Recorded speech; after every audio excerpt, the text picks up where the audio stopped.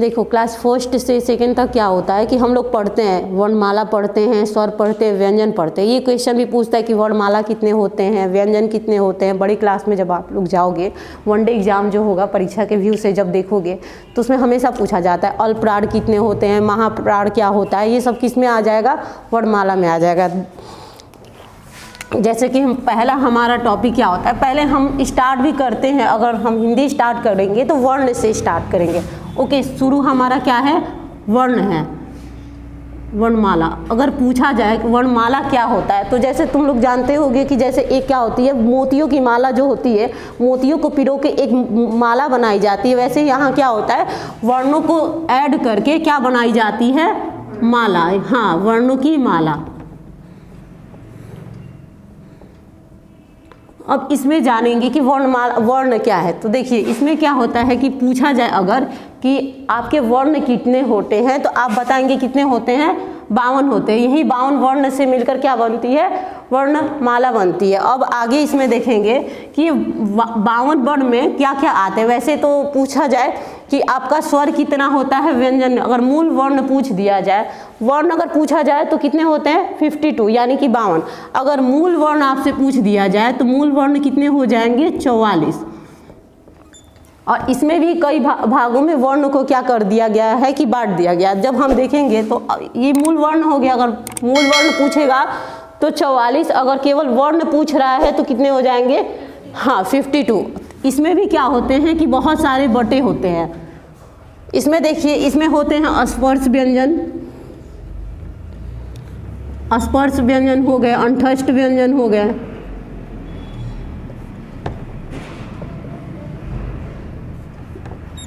उच्छिप्त व्यंजन, ये सब मिलके होते हैं 52। ये कई भागों में क्या है, विभाजित है। द्विगुर व्यंजन,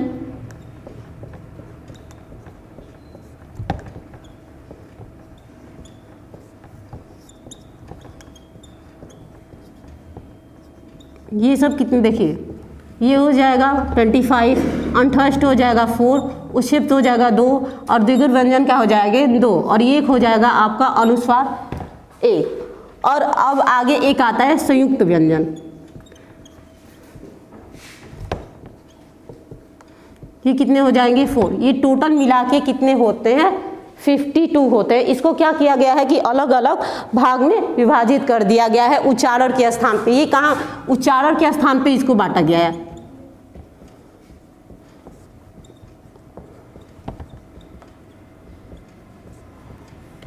उच्चारण के स्थान पर ये क्या किया गया है, इसको अलग अलग बांट दिया गया है। जैसे स्पर्श व्यंजन, अंतस्थ व्यंजन, उच्छिप्त, द्विगुर और अनुस्वार वगैरह जो भी व्यंजन है उसको बांट दिया गया। अब हम आगे देखेंगे वर्ण, मतलब वर्ण क्या है। ये क्या है, भाषा की सबसे छोटी इकाई,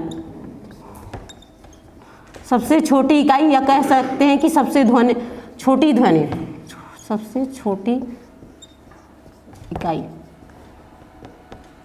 इकाई या ध्वनि, जिसमें क्या होता है कि जब हम उच्चारण करते हैं तो क्या होता है, कम समय लगता है ना। शब्द अगर बोलेंगे इसको जोड़ के तो ज़्यादा समय लगता है। तो इसमें क्या हो रहा है कि जैसे कि आपका देखो, क बोलोगे, ख बोलोगे, क, ख या अ या जो भी है, ये क्या होता है, एक वर्ण है। और ये क्या है, वर्ण भाषा की सबसे छोटी इकाई है। अब वर्ण भी देखेंगे कि वर्ण को कितने भागों में विभाजित किया गया है। तो वर्ण को 2 भागों में विभाजित किया गया है। कौन कौन से बताइए, स्वर, व्यंजन, वेरी गुड। बताया गया कि स्वर तो पता है कितने होते हैं, 13 होते हैं। कितने होते हैं, अगर पूछा जाए स्वर कितने होते हैं तो 13 होते हैं।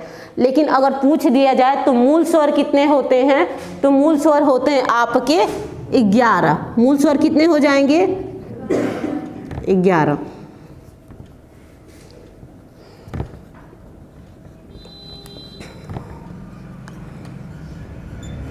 और ये स्वर कैसे बोले जाते हैं, तो स्वर ये हमारे क्या होते हैं, स्वतंत्र होते हैं या प्राकृतिक होते हैं। जैसे इनको सिखाना नहीं पड़ता, जैसे छोटे बच्चे होते हैं ना, जन्म लिए होते हैं, तो अगर वो बोलते हैं तो पहले क्या होता है, स्वर बोलते हैं, वो ये प्राकृतिक है, उनको सिखाया नहीं जाता। रोते होंगे तो करके रोते हैं ना, कुछ भी, जैसे कि वो क्या होता है, स्वर जैसी आवाज़ें निकलती है, वो तो उनको सिखाना नहीं पड़ता, सब हम सिखाते हैं ना।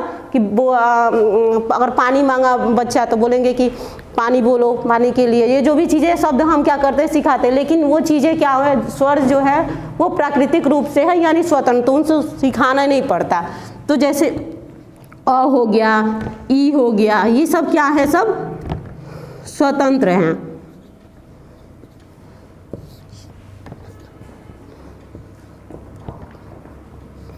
स्वतंत्र कह लीजिए या प्राकृतिक रूप से बोले जाते हैं। यह इसमें भी पूछता है कि संयुक्त स्वर क्या होते हैं और स्वतंत्र स्वर। तो इसमें भी देखोगे जो 11 में तो संयुक्त स्वर जो हो जाते हैं, देखो पहले तो जान लो ये कि संयुक्त स्वर कौन कौन से होते हैं। जो ए है, ए और ओ, औ, ये जो चारों हैं ये संयुक्त स्वर हैं।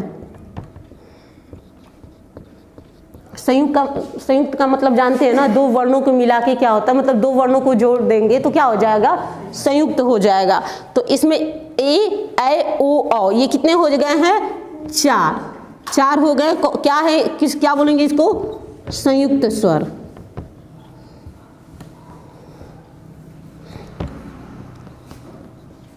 अब हम आगे पढ़ेंगे व्यंजन। इतना तो हम जान गए स्वर में कि स्वर कितने होते हैं, 13 होते हैं। और मूल स्वर अगर पूछ दिया जाए तो वो 11 हो गए। उसमें और जैसे कि अ, ई, री, ये सब क्या है, स्वतंत्र स्वर। कैसे होते हैं, स्वतंत्र या प्राकृतिक कह सकते हैं। इसमें अगर पूछ दिया जाए कि संयुक्त स्वर अगर पूछा जाए तो कौन कौन सा है, ए ओ औ, 4 होते हैं। आगे हम जानेंगे व्यंजन के बारे में। तो देखो पहले ये जानिए कि स्वर जान गए कि क्या होते हैं, स्वतंत्र होते हैं। लेकिन व्यंजन अगर पूछ दिया जाएगा तो व्यंजन क्या है, स्वतंत्र नहीं है, अस्वतंत्र है। क्या है, अस्वतंत्र। क्यों अस्वतंत्र है, तो ये स्वर की सहायता से बोली जा रही है, स्वर की सहायता से बोली जा रही है। जैसे कि देख लो, जैसे अगर हम क बोलेंगे तो क में क्या बोलता, क, तो क के साथ अ की ध्वनि सुनाई पड़ रही है, क के साथ क्या हो जा रही है, अ की ध्वनि सुनाई दे रही है, तब जाके ये क्या बन रहा है, क बन रहा है। उसके बाद जैसे कि ख, इसमें भी अ लगा देंगे तो क्या हो जाएगा, ख, इसमें भी क्या हो रही है, अ की ध्वनि सुनाई दे रही है। इसका मतलब ये हो गया कि हम स्वर की सहायता से क्या कर रहे हैं, व्यंजन को बोल रहे हैं। ठीक,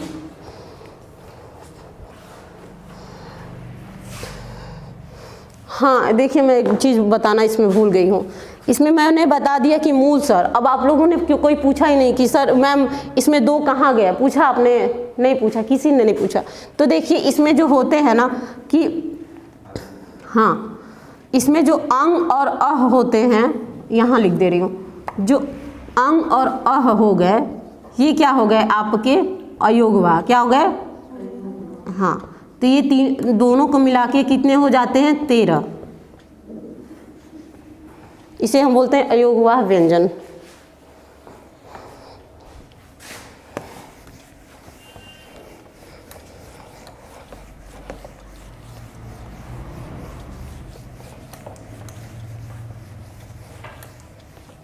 अब इसको हम डीपली पढ़ेंगे। ओके, स्वर व्यंजन बता दिया गया, अब इसको हम और विस्तार से पढ़ेंगे, डीपली पढ़ेंगे। तो हम पहले स्टार्ट करेंगे स्वर। राइट नहीं किया ना आप लोगों ने, चलो कोई नहीं, नेक्स्ट टाइम करा दूंगी मैं। स्वर, तो देखो स्वर कितने टाइप के होते हैं, 3 प्रकार के होते हैं ना। स्वर कितने प्रकार के होते हैं, 3 प्रकार के होते हैं। पता है कि स्वर क्या है, स्वतंत्र बोले जाते हैं। क्या बोले जाते हैं, ये स्वतंत्र होते जाते हैं। संख्या बताया गया है कितनी होती है, मूल स्वर 13 और मूल स्वर कितने हो जाएंगे, 11। मूल स्वर कितने हो जाएंगे, 11। ठीक है, और इसमें क्या अयोगवाह कौन कौन से हैं, अंग और अह जो हो जाएगा ये क्या हो जाएंगे, अयोगवाह।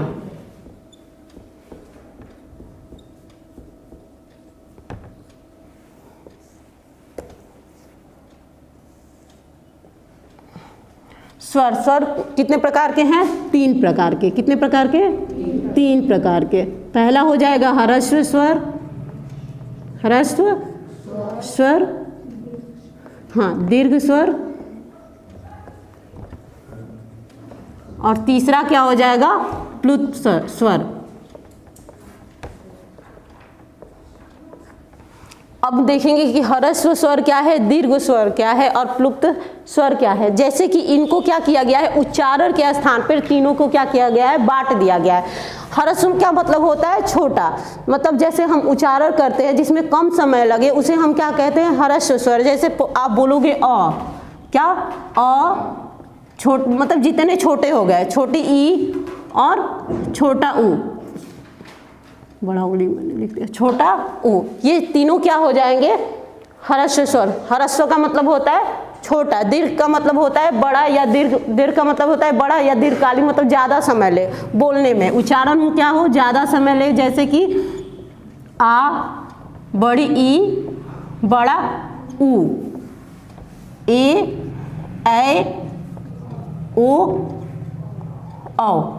ये क्या कर रहा है? आप बोल के देखो, इसमें देखो अ, ई, ऊ, इसमें ज़्यादा समय नहीं लगा, कम समय लगा है, तो ये हो जाएगा क्या? ह्रस्व स्वर। अगर देखो दीर्घ बोलोगे, उच्चारण करो आ, बड़ी ई, बड़ा ऊ, इसमें क्या हो रहा है? थोड़ा सा समय ज़्यादा लग रहा है, इसकी अपेक्षा क्या हो रहा है? इसमें समय ज़्यादा लग रहा है, तो इसमें क्या हो जाएगा? ये दीर्घ स्वर हमारा हो जाएगा। अब प्लुप्त स्वर, जो हम क्या करते हैं, कोई शब्द है उसको हम क्या करते हैं? जो खींच के बोलते हैं।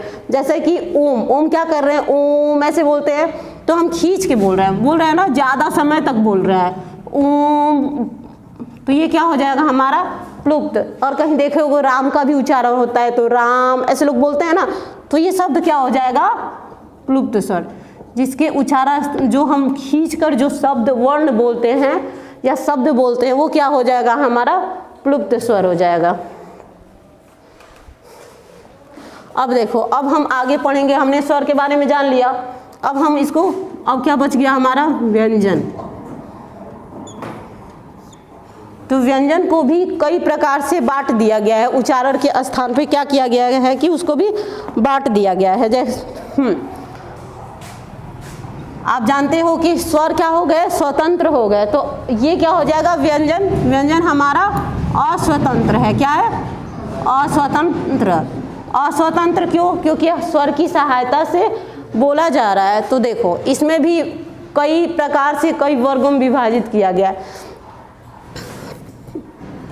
13 हो जाएंगे, और ये टोटल कितने होते हैं व्यंजन? 44 हो जाएंगे। कितने हो जाएंगे? 44। इसमें भी इसको कई प्रकार से बांटा गया है। जैसे कि देख लो, इसको स्पर्श व्यंजन में बांटा गया है,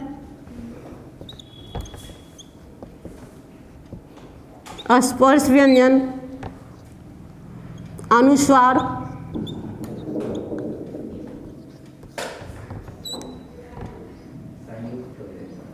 द्विगुण व्यंजन,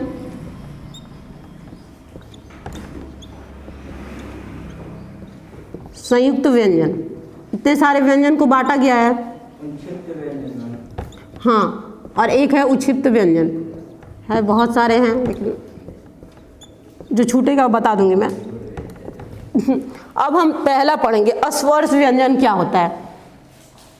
तो स्पर्श व्यंजन जो हम लिखते हैं, क, ख, ग, घ, अंग, ठीक। तो इसमें देखो आ जाएंगे जो होते हैं आपका क से लेके, स्पर्श व्यंजन क्या होते हैं? क से लेकर प तक जो वर्ग होते हैं। वर्ग का मतलब समझ रहे हैं? समूह। क्या होता है? समूह। जैसे क वर्ग, क, ख, ग, घ, अंग, ये क्या हो जाएगा? पूरा क का वर्ग हो जाएगा। ऐसे ही अगर हम आगे लिखे च वर्ग, तो च से क्या हो जाएगा? यहाँ तक हो जाएगा च वर्ग। हाँ, उसके बाद ट का वर्ग हो जाएगा। चलो मैं लिख दे, च, छ, ज, झ, इया, ट, ठ, ड, ढ, अड़, त, थ, द, ध, न, प, फ,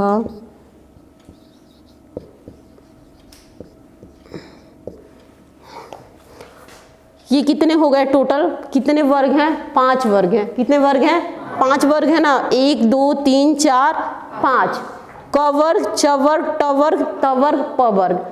और इसमें कितने हैं, 1 2 3 4 5, एक में 5 है और इधर भी सब क्या है, 5 है।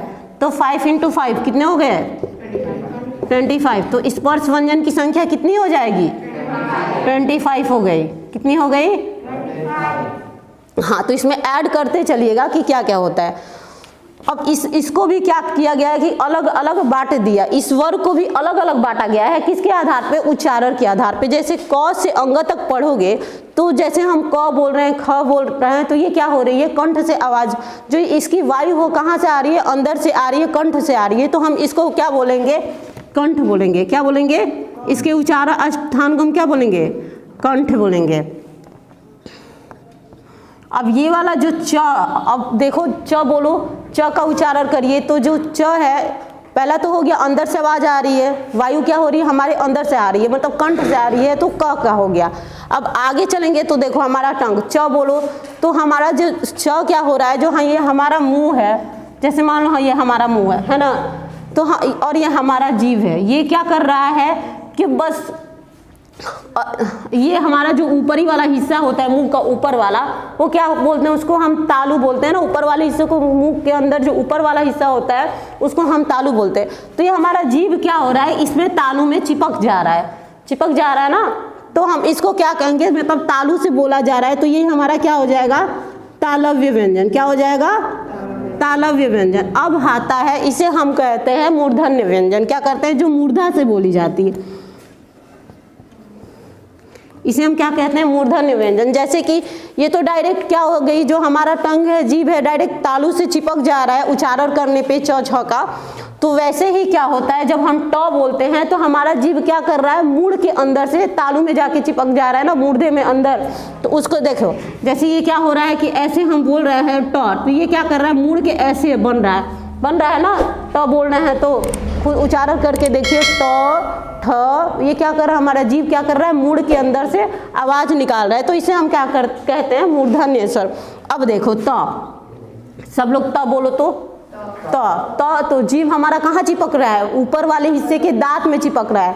त थ द ऐसे क्या हो रहा है, चिपक रहा है ना दांत से, तो हम क्या हो जाएगा, दंत में चिपक रहा है, तो उसे हम क्या कहेंगे, दंतस्य, दंतस्य व्यंजन। अब देखो इन सब का तो हो गया, अंदर से भी आवाज आ गई है, फिर जीभ का भी उसने वर्क कर लिया उच्चारण में। अब देखो क्या होता है, जैसे हम प फ ब बोल रहे हैं तो क्या हमारा चिपक रहा है, हमारा होठ क्या कर रहा है, ऊपर और नीचे का जो होठ है, प फ ब बोल रहे हैं तो हमारा ऊपर और नीचे का होठ आपस में चिपक रहा है। तो ये कौन सा व्यंजन हो जाएगा, ओठ से बोला जा रहा है, तो ओष्ठ व्यंजन। क्या बोलेंगे, ओष्ठ व्यंजन। तो ये हो गया ना, उच्चारण के स्थान पे सब बांट दिया गया। इतना तक समझ में आ गया आप लोग को, इसमें कोई प्रॉब्लम है, पूछ सकते हैं, नहीं है। अब आ जाएंगे हम द्विगुर व्यंजन है, अनुस्वार एक ही होता है, जैसे आपको बना अनुस्वार जो मात्रा ये लगी हो, ओके।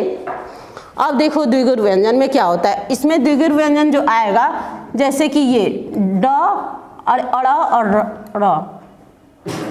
अब पूछोगे कि मैम तो इसमें भी है और इसमें भी है, लेकिन ये क्या होता है, ये ड है और ये क्या है, अड़ है, हाँ। और इसका देखो, ये ड से डलिया होता है, और ये इसका कहाँ यूज होगा, जैसे हम लोगों ने लिखा सड़क, लिखा ना सड़क, तो ये कहाँ यूज हुआ, यहाँ पे यूज हुआ कि नहीं हुआ, हाँ। और ये वो अगर कहा जाए तो ये होता है वो ढ से, ये क्या है यहाँ पे ढ से ढक्कन है, लेकिन अगर हम इसको लिखेंगे, इसको लिखने में जैसे हो गया पढ़ाई, तो ये कहाँ यूज हो गया, यहाँ पे आ गया, दोनों में अंतर। तो इसे हम क्या कहते हैं, उच्छिष्ट व्यंजन।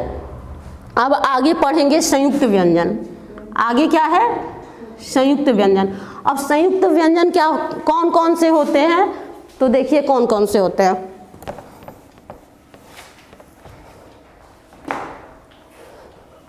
देखो क्ष त्र ज्ञा, और कौन सा हो जाएगा, श्र। श्र श्री लिखते हो ना आप लोग, ये सब भी क्या है, ये कितने हो गए, 4, कक्ष त्र ज्ञा। अब देखो संयुक्त व्यंजन का निर्माण कैसे होता है, मतलब संयुक्त व्यंजन बने किस किस वर्ण से हैं, पता है आप लोग को, बताओ।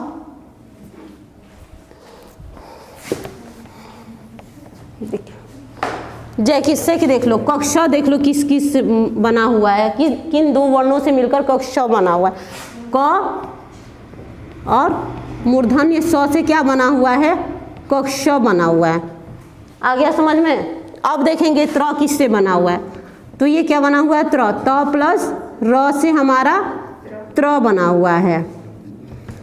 अब हम जानेंगे ज्ञ किससे बना हुआ है, तो ज प्लस इ से क्या बना है, हमारा ज्ञ बना हुआ है। अब ये देख लो। अब आगे जानेंगे श्र किससे बना हुआ है, तो मूर्धन्य स प्लस र से हमारा क्या हो गया है, श्र बन गया है। संयुक्त व्यंजन 4 होते हैं, कक्ष, त्र, ज्ञ और श्र।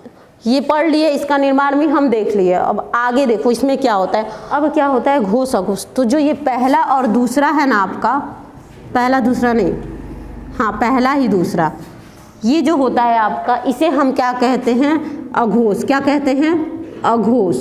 देखो अघोष और घोष में क्या अंतर है मैं बता रही हूँ। और ये जो होता है ये क्या हो जाता है, इसे हम सघोष कहते हैं। क्या कहते हैं, सघोष। कहीं कहीं इसको अघोष भी मिलता है देखने को, ठीक है।